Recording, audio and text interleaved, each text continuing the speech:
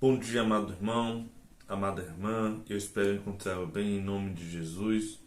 Chegamos ao domingo da segunda semana, cujo tema é ser curado para enxergar o propósito de Deus. E de fato, Senhor, irmãos, precisa nos curar a cada dia. Precisa nos curar para que a gente venha enxergar aquilo que Ele tem nos dado, aquilo que Ele tem nos incumbido.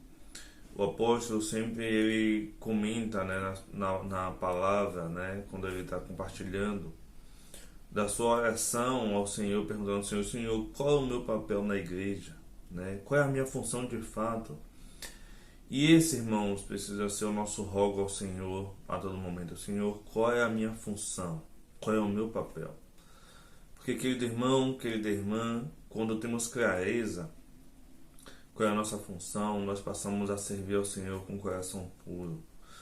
A gente não quer uma outra posição que o Senhor não nos deu.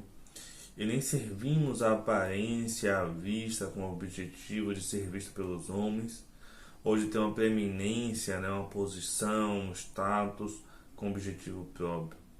Mas passamos a servir ao Senhor de acordo com o chamamento dele para nós, de acordo com o seu propósito.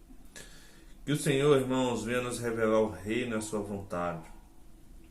Porque quando o homem serve a Deus, sem saber de fato qual é o seu serviço, qual é a sua posição, muitos eles passam a buscar preeminência para si.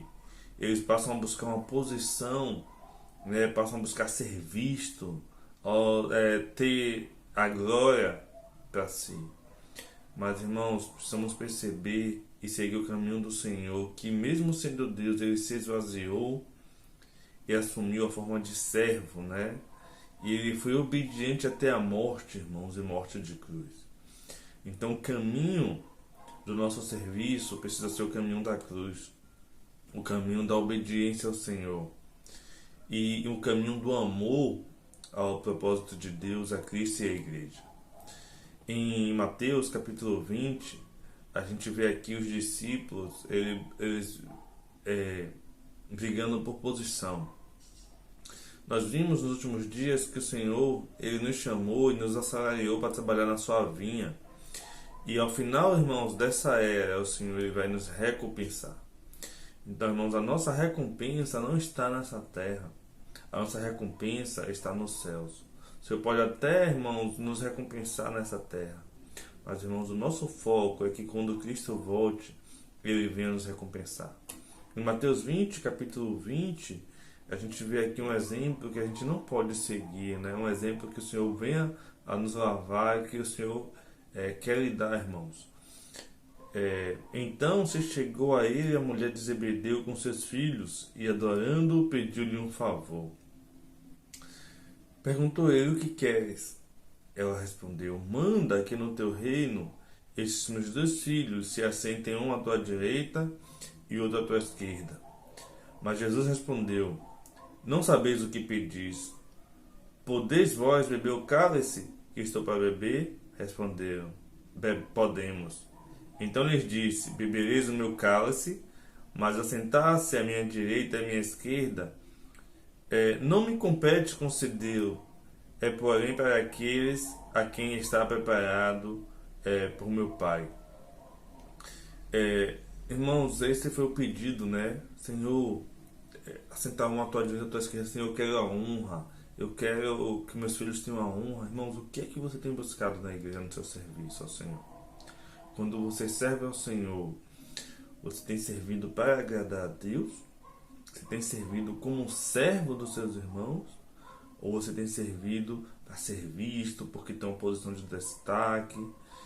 Ou até mesmo você não faz as coisas porque talvez a função que te deram não seja aquela função tão vista. Aí o Senhor continua no versículo 25. Então Jesus, chamando-os, disse: sabeis que os governadores do povo os dominam e que os maiorais exercem autoridade sobre ele. Não é assim entre vós, pelo contrário. Quem quiser tornar-se grande entre vós, será o que vos sirva. E quem quiser ser o primeiro entre vós, será o vosso servo. tal como o Filho do Homem, que não veio para ser servido, mas para servir e dar sua vida em resgate por muitos. Senhor Jesus. Irmãos, que exemplo maravilhoso. Se você quer ser o maior, irmãos, no reino, sirva os irmãos. Se humilhe, se consagre, gaste tempo. Sabe, irmãos, isso é que faz a vontade do Senhor. É a questão de realmente sermos escravos. Porque a liderança da igreja, ela é algo que vem a partir da vida. Em Timóteo, Paulo fala, né, que aqueles que servem bem aos irmãos têm a justa preeminência. Né? O que é essa justa preeminência? Eles são reconhecidos automaticamente pela vida.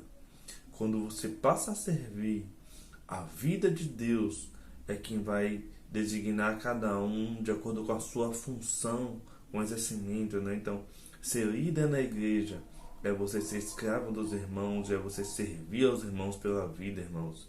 Senhor Jesus. E essa questão, precisamos ficar atentos, irmãos, porque a palavra fala que aquele que se exaltar será humilhado. É aquele que se humilha, né, irmãos? Deus o exaltará. Então, irmãos, deixe Deus exaltar você. Não busque posição. Não busque o ser visto. Deixe que Deus faça isso por você. Se humilhe, se esvazie. Bem-aventurados os pobres de espírito, né? Em Isaías mostra, né, que ao homem que Deus dará estima é aquele que se humilha, né, o pobre de espírito, humilde de espírito, né, que busca Deus com amor reverente à sua palavra. Essa deve ser a nossa condição, irmão, na igreja. Em Filipenses capítulo 2, versículo 2, o Senhor ainda fala, né, o apóstolo Paulo falando, né, a palavra do Senhor: completai a minha alegria de modo que penseis a mesma coisa, tenhais o mesmo amor, sejais unidos de alma, tendo o mesmo sentimento. Nada faça por partidarismo ou vanglória, mas por humildade, considerando cada um dos outros superiores a si mesmo. Irmãos, esse é o princípio da obra do Senhor, esse é o princípio do trabalhar de Deus. E quando o Senhor tratou, irmãos, isso, na edificação da igreja, o Senhor vai tratar com a nossa ambição. O Senhor tem tratado com a nossa ambição. E ao tratar com a ambição dos discípulos, no versículo 30 de Mateus, logo após, irmãos, a gente vê a questão dos dois cegos, que havia dois cegos que estavam sentados à beira do caminho e ouviram que Jesus passava pelo lugar, clamaram: Senhor, filho de Davi, né? Tem compaixão de mim. Senhor Jesus, irmãos, e o Senhor os curou, né? Imediatamente, aqui recuperaram a vista e os foram seguindo. Nós precisamos orar ao Senhor: Senhor, recupera a minha visão. O que é que tem me cegado? A ambição tem cegado você, irmãos? O buscar o reconhecimento. O que é que tem cegado você, irmão? Você precisa clamar: Senhor, me cura.